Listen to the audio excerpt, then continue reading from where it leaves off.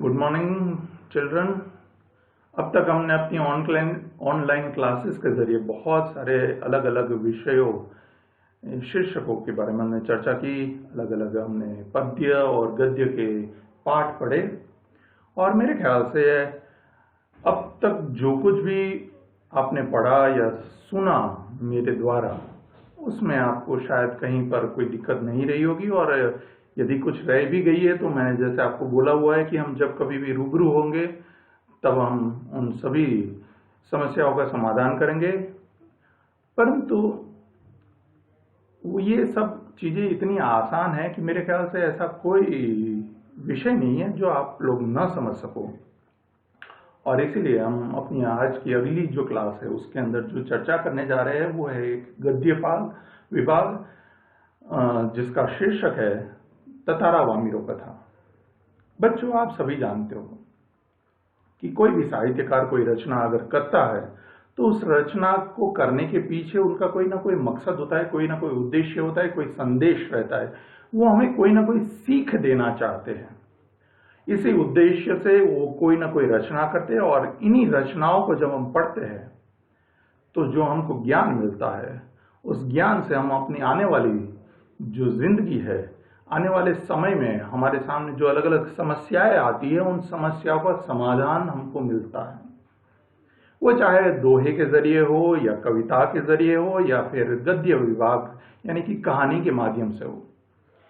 साहित्यकार हमेशा कोई ना कोई जो भी रचना करता है वो समाज के अंदर घटित घटनाओं को ध्यान में मद्देनजर रखते हुए वो उन रचनाओं को रचित करता है। सिर्फ साहित्यकार ही नहीं बच्चों, यहाँ तक कि जो फिल्म उद्योग है, जो पिक्चरें हम देखते हैं, फिल्में हम देखते हैं, उन फिल्मों के बनाने वाले जो निर्माता है वो भी महद अंश तक, यानी ज्यादा न कहे परंतु बहुत सारी ऐसे जो हमारे समाज में विषय चल रहे होते, जो समस्याएं होती है, जो समाज के लिए बतानी बहुत जरूरी होती है, ऐसा जब वो मानते हैं तब वो उस विषय को लेकर फिल्में बनाते हैं। और जब हम उन फिल्मों को देखते हैं तो हमें उसका मनोरंजन भी तो होता है, परंतु साथ ही साथ हमें उन सभी समस्याओं के बारे में पता चलता है और हमारा ज्ञान बढ़ता है। हम कहीं ना कहीं प्रत्यक्ष या परोक्ष रूप से उन समस्याओं का समाधान ढूंढते हैं और अपनी विचारधारा को बदलते हैं।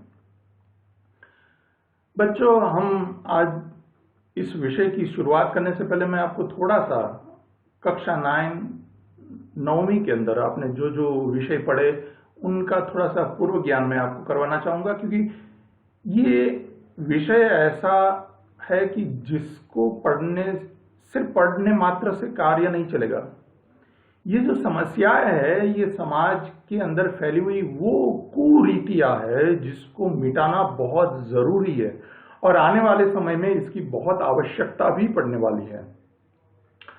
वैसे महदंश में बहुत जगहों पर इसमें सुधार आना शुरू हो चुका है, परंतु फिर भी यहाँ जब हमारे साहित्यकार ने, हमारे लेखक ने हमारे विषय के अंदर, अभ्यासक्रम के अंदर जब ये शीर्षक के तहत ये बात रखी है हमारे सामने, तो ये बहुत जरूरी हो जाता है कि हम इनके बारे में चर्चा करने से पहले पूर्व ही थोड़ा हमारा पूर्व ज्ञान है उसको ताजा करके फिर इस विषय पर जाए तो इसे समझना बहुत आसान हो जाएगा और तभी हम इसको न्याय दे पाएंगे।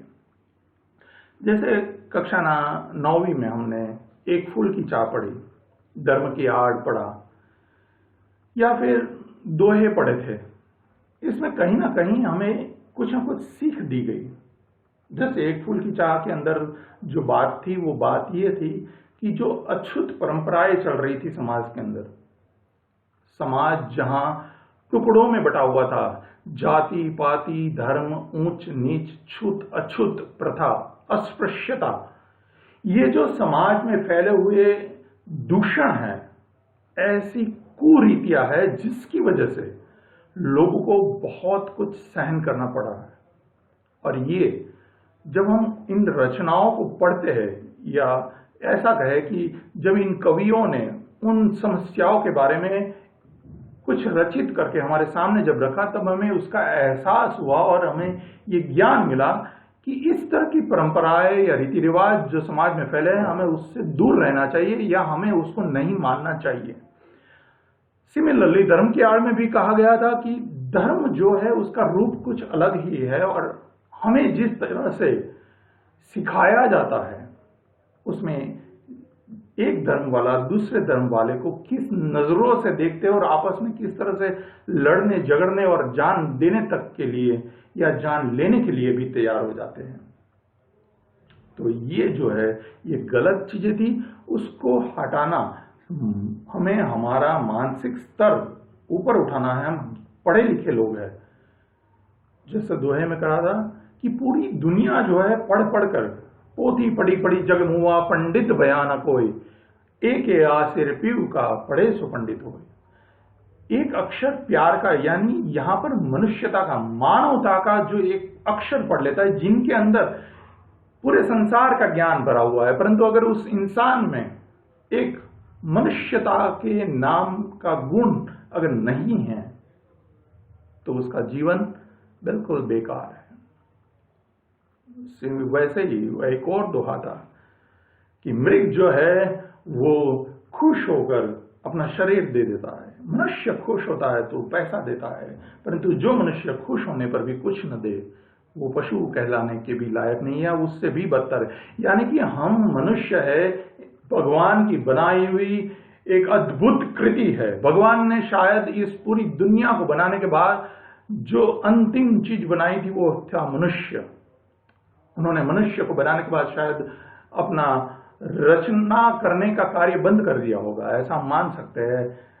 ऐसा कहा भी जाता है क्योंकि मनुष्य इस प्रकृति की सबसे खूबसूरत कृति है, परंतु इसी मनुष्य ने अपने ही मनुष्यों के साथ, यानी एक आदमी दूसरे आदमी के साथ किस तरह का व्यवहार करता है, जो बहुत बुरा है। यदि हम अपने ही भाइयों को, उनके दुखों को दूर नहीं करते हैं तो फिर हम मनुष्य कहलाने के लायक नहीं है। वही बात आपको कक्षा 10वीं में मनुष्यता नाम की कविता में भी आपने पढ़ा, किन किन गुणों के जरिए हम बाकी पशु या पक्षी या अन्य प्राकृतिक चीजों से कैसे अलग है। हमारे अंदर वो कौन से गुण हैं जो हमें एक इंसान से दूसरे इंसान को अलग करते हैं। कक्षा 9वीं में आदमी नामा आपने पढ़ा था, जिसमें मनुष्य के दोनों रूप बताए गए थे। तो ये सब कुछ जो हम पढ़ते हैं उसका मकसद सिर्फ यही है कि हमारे अंदर एक अच्छे नागरिक होने के जो गुण होने चाहिए वो आवश्यक है, और ये गुण तभी आएंगे जब हम जिस समाज के अंदर रहते हैं, जिस सोसाइटी में रहते हैं, उस सोसाइटी यानी कि समाज जब तक एक समान समदृष्टि वाला नहीं होगा, अगर उसमें भेदभाव हो गए तो फिर ये शक्य नहीं है। इसलिए समाज में फैली हुई उन बुराइयों को दूर करना हम सभी का कर्तव्य बनता है, और इसीलिए मनुष्य जो है वो पढ़ाई करता है।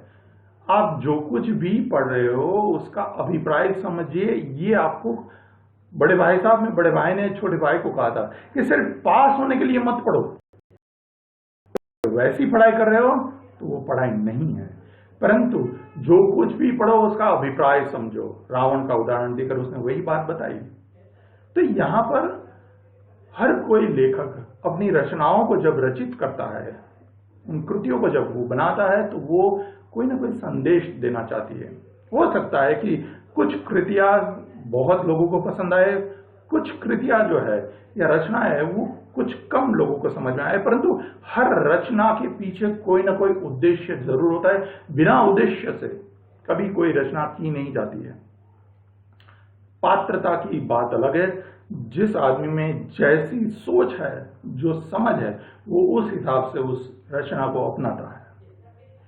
यहां पर हमारे जो लेखक है लीलाधर मंडलोई, वो जिस रचना के जरिए हमें कुछ कहना चाहते हैं, उनकी जो रचना है ततारा वामिरो कथा, उसके पीछे का भी मकसद एक फूल की चाह जैसा ही कुछ है। समाज में फैली हुई उन कुरीतियों को वो दूर करना चाहते हैं। वो चाहते हैं कि समाज जो है आपसी भाईचारा प्रेम से रहे, जिसमें कभी किसी के लिए बैर भाव ना हो, सब लोग एक समान भाई भाई के नाते के साथ जुड़े और सब लोग अच्छे से इस जीवन को व्यतीत करें। लीलाधर मंडलोई, वैसे तो उसके बारे में अगर हम कहें तो एक ऐसा इंसान है जो बहुत ही साधारण जगह से आए हैं, परंतु शायद उनका जन्म कुछ इस तरह से हुआ है कि उनके अंदर वो चीजें आ गई हैं। जैसे कृष्ण का जन्म हुआ और कृष्ण ने जैसे समाज के अंदर फैली हुई बुराइयों को दूर किया, धर्म की स्थापना के लिए कृष्ण ने जन्म लिया था, अधर्म पर विजय हासिल करने के लिए। शायद यहां पर लीलाधर मंडलोई भी वैसे ही उसी समय से संबंधित है, यानी कि उसका जन्म जो है जन्माष्टमी के दिनों का माना जाता है और इसीलिए उनके अंदर कृष्ण जैसी सोच रही और उसने समाज में फैली हुई उन बुराइयों को अपनी रचनाओं के जरिए हमारे सामने रखा और वो चाहते हैं कि उन बुराइयों को वो खत्म कर सके और इसलिए वो हमारा साथ चाहते हैं। तो जन्माष्टमी के समय में उनका जन्म हुआ और छिंदवाड़ा जिले के एक छोटे से गांव गुड़ी में उनका जन्म हुआ है। उनकी शिक्षा दीक्षा भोपाल में हुई। दूरदर्शन के अंदर भी उन्होंने बहुत सारा कार्य किया आगे जाके, और फिर आगे की पढ़ाई के लिए वो बाहर भी गए, विदेश यात्रा भी उन्होंने की। इस तरह उन्होंने, अगर हम कहे तो उन्होंने समाज के अंदर वो बहुत घूमे हैं और जो आदमी घूमता है वो बहुत सारा ज्ञान हासिल करता है।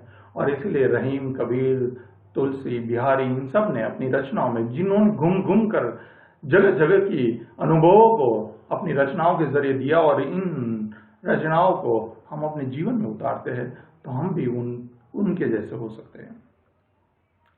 लीलाधर मंडलोई जो है मूल रूप में एक कवि है। उन्होंने ज्यादातर अपनी जो लेखनी है वो कविताओं पर चलाई है। उन्होंने अपने जो इलाका है या अपना जो एरिया है छत्तीसगढ़, उसके अंचल की भी बोली की मिठास उन्होंने अपनी रचनाओं में रखी है। अंचल का मतलब होता है कि गांव का वो रूप जो शहरों से बहुत अलग होता है, उसको अंचल कहा जाता है साहित्य के अंदर। तो उन्होंने अपने परिवेश के जो आंचलिक शब्द है या वहां की जो बोली है उसको अपनी रचनाओं में रखा है।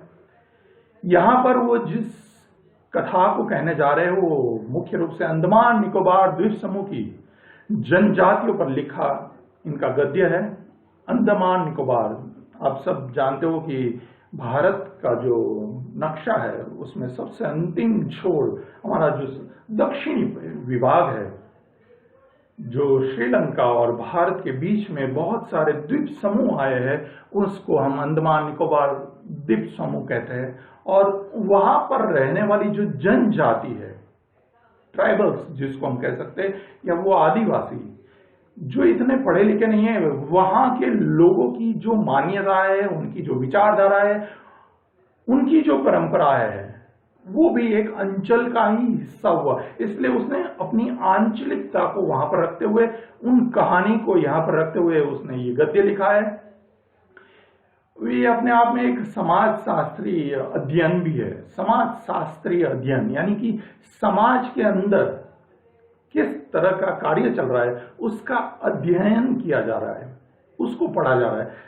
समाज में जो चीजें सही है उसको भी सामने रखना है और जो चीजें गलत है उसको भी वो चाहते कि उनके श्रोता या पठन करने वाले समूह के सामने वो रखे और उसका वो अध्ययन करके वो सही समझ को विकसित करें।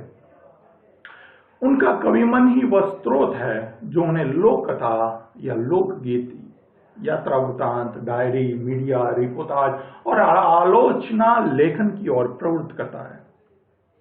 उन्होंने अलग अलग साहित्य के जो रूप होते हैं, लोक कथा, लोक गान, यात्रा वृतांत, डायरी, मीडिया रिपोर्ट, क्योंकि उन्होंने दूरदर्शन में भी काम किया था, तो उस हिसाब से उन्होंने अलग अलग साहित्यिक विधियों पर भी उन्होंने कार्य किया है। और यही जो कार्य है वो उसको एक बहुत सफल कवि के रूप में या लेखक के रूप में हमारे सामने रखते हैं। उनको बहुत सारे पुरस्कारों से भी सम्मानित किया गया। तो जो लेखक इतना समृद्ध हो, जिसकी विचारधारा इतनी अच्छी हो, वो हमेशा समाज के लिए बहुत कुछ सोचता है और वो चाहता है कि उसके जो पाठक गण हैं वो भी उन्हीं की तरह सोचे और समाज को सुधारने की कोशिश करें। विद्यार्थी मित्रों, ये जो मैंने आपको अब तक बताया वो इस पूरे विषय को समझने के लिए एक पूर्व भूमिका के रूप में कार्य करेगा। यही सोच आपको आगे जाकर परीक्षा के समय में बहुत सारे जो आपको प्रश्न पूछे जाते हैं, वैल्यू बेस्ड जिसको हम कहते हैं, यानी कि जहां हम अपनी मौलिक विचारधारा के आधार पर उन प्रश्नों के उत्तर लिखते हैं, हम ये सोचते हैं कि कौन सी चीज सही है या गलत है। जैसे कि उदाहरण के तौर पर बड़े भाई साहब में हमने बात की थी कि पढ़ाई लिखाई महत्वपूर्ण है या जिंदगी का अनुभव। हमने पूरा पाठ पढ़ा, उस पाठ के आधार पर हमारे सामने दोनों रूप आए। एक तरफ पढ़ने लिखने का महत्व, किस तरह से पढ़ाया जाता है, किस तरह से परीक्षक जो है वो निरीक्षण करता है और हमें उत्तीर्ण करता है या फेल कर देता है। उसी के सामने बड़ा भाई खुद अपने चरित्र के जरिए या वो जो उपदेश देता है छोटे भाई को, उसमें उसने अलग अलग उदाहरण दिए, अपने माता पिता के उदाहरण दिए, अपनी पॉकेट मनी यानी जेब खर्च के बारे में बात की और उन्होंने अपने हेडमास्टर साहब का उदाहरण दिया। तो दो अलग अलग उदाहरण देकर उसने आपको अब आपकी सोच के आधार पर आपको यह उत्तर देना है कि पुस्तकों का ज्ञान सबसे महत्वपूर्ण है या जिंदगी में जो कुछ भी हम सीखते हैं अपने अनुभवों के जरिए वो महत्वपूर्ण है। जब इस तरह के मौलिक प्रश्न आपसे पूछे जाते हैं जिसका मूल्य 5 मार्क का होता है, तो यानी आप अपनी सोच के आधार पर किस चीज को आप सही समझते हो उसको आप जब लिखते हो एक वाद विवाद के रूप में, यानी कि आप पहले कोई घटना बताते हो जो पाठ से संबंधित होती है और फिर बाद में आप उसी घटना का खंडन या मंडन, यानी आप उसकी फेवर में या उसके ओपोजिशन में जो अपने विचार रखकर उसका कंक्लूजन देते हो, आप फाइनली एक स्टेटमेंट देते हो कि ये चीज होनी चाहिए या नहीं होनी चाहिए। तो ये जो मौलिक प्रश्न आपको पूछे जाते हैं उसमें ये सारी सोच आपको कार्य में लगेगी और इसीलिए मैंने आपका थोड़ा ज्यादा समय ले लिया इसकी पूर्व भूमिका के लिए। अब हम आगे बढ़ते हैं पाठ प्रवेश की ओर। बच्चों, आप सब जानते ही हो कि किसी भी रचना को पढ़ने से पहले उसके पाठ प्रवेश को पढ़ना बहुत आवश्यक है, क्योंकि पाठ प्रवेश वो चीज है जिसके अंदर उस पाठ का सारांश, मुख्य बात को यहाँ पर रखा गया होता है। और जब हम उस चीज को समझ लेते हैं तो हमें उस कहानी या पाठ में क्या बात करना चाहते हैं लेखक, उसके बारे में हमें थोड़ा बहुत विचार मिल जाता है या हमें उसकी समझ आ जाती है, ताकि हम उस सोच को अपनाते हुए हम आगे बढ़ते हैं। यहाँ पर लीलाधर मंडलोई द्वारा रचित तदाराव आमिरो कथा के पाठ प्रवेश में उन्होंने लिखा है कि जो सभ्यता जितनी पुरानी है उसके बारे में उतने ही ज्यादा किस्से कहानियां भी सुनने को मिलती है। बच्चों, ये सबसे पहला जो वाक्य यहां पर लिखा गया है बिल्कुल सार्थक है। जो सभ्यता जितनी पुरानी हो उसके बारे में उतनी ही ज्यादा किस्से कहानियां भी सुनने को मिलते हैं। भारत की संस्कृति के बारे में कहा जाता है कि ये सबसे पुरानी संस्कृतियों में से एक है, यानी कि सभ्यताओं में से एक। जब पूरी दुनिया विकसित तो नहीं हुई थी तब भारत शायद उतना विकसित हो चुका था, या हमारे ऋषि मुनियों ने अपने समाज को इतना आगे बढ़ा दिया था। और इसीलिए भारत से संबंधित तरह तरह की कहानियां हमारे धार्मिक ग्रंथों के जरिए या दूसरी कहानियों के जरिए वो चीजें हमको जानने को मिलती है। और इसीलिए जो चीज जितनी बड़ी होती है उसके बारे में उतना कुछ बड़ा बड़ा कहा जाता है। इसको व्यंग के रूप में अगर मैं बात करूं तो बढ़ा चढ़ाकर भी बोला जा सकता है, या फिर क्या सही था या क्या गलत था वो कोई नहीं देखने जाता है, परंतु एक बात निकलती है किसी के मुंह से तो उसके अंदर मिर्च मसाला मिलता है और वो घटना दूसरे रूप में वापस किसी और के पास पहुंचती है। परंतु ये इसीलिए होता है क्योंकि वो सबसे पुरानी चीजें होती है और इसीलिए उनके सही तथ्यों को जानना मुश्किल हो जाता है।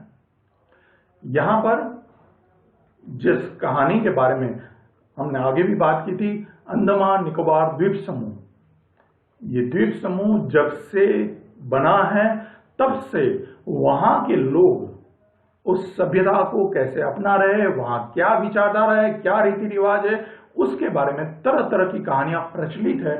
परंतु यहां पर जिस कहानी को, जिस विचारधारा को आपके सामने रखा गया है वो आपके लिए बहुत महत्वपूर्ण है। और इसीलिए सबसे पहला वाक्य जो रखा गया वो बहुत सही तरीके से रखा गया कि जो सभ्यता जितनी पुरानी है उसके बारे में उतने ही ज्यादा किस्से कहानियां भी सुनने को मिलते हैं।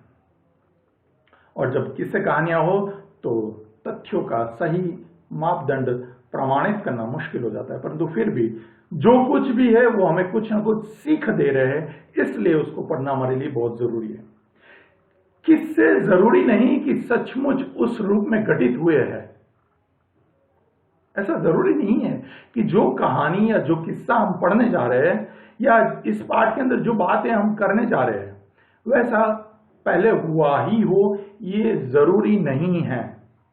परंतु ये इसलिए हम पढ़ रहे हैं कि इसके जरिए हमको कुछ ना कुछ सीख मिल रही है। सो किससे जरूरी नहीं कि सचमुच उस रूप में घटित हुए हो जिस रूप में हमें सुनने या पढ़ने को मिलता है। उसको जिस रूप में हम सुनते हैं या पढ़ते हैं वैसा वहां हुआ हो, ये जरूरी नहीं है। इतना जरूर है कि इन किस्सों में कोई ना कोई संदेश या सीख निहित होती है। मूल भाव यही है कि जो कुछ भी हम पढ़ रहे हैं उसके पीछे कोई ना कोई उपदेश सीख जरूर रहती है। अंडमान निकोबार द्वीप समूह में भी तमाम तरह के किस्से मशहूर हैं।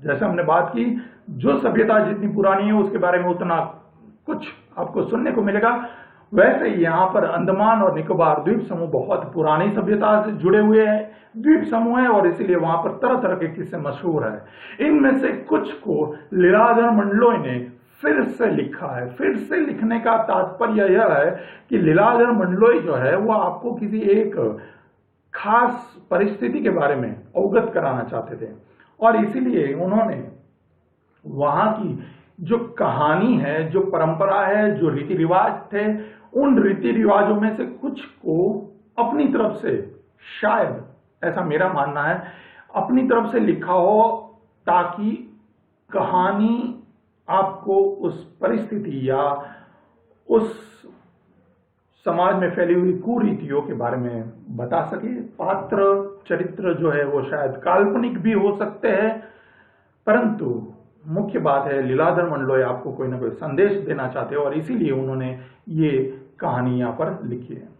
बच्चों, आज हम विषय को ज्यादा आगे नहीं बढ़ा पाए हैं, परंतु जितना की भी हमने सुना या जो भी हमने जानकारी हासिल की वो जरूर हमें हमारे आगे की पढ़ाई के लिए बहुत काम आने वाली है और खासकर हमारे प्रश्नोत्तर के लिए वो बहुत जरूरी था, इसलिए मैंने आपको उसके बारे में विस्तृत जानकारी दी।